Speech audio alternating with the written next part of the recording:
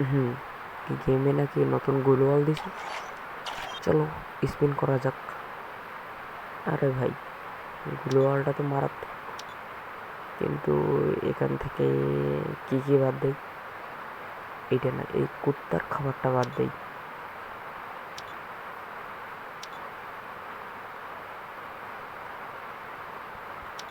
হুম, এবার ঠিক আছে।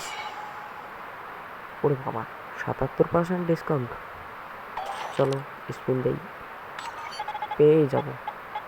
এই তো পেয়ে গেছি, বললাম না। আই, আরে বাবা, এরপর আবার 4 ডায়মন্ড স্পিন।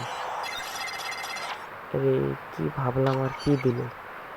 সমস্যা নেই, আমরা এবার পেয়েই যাব। এই বললাম না পেয়ে যাব।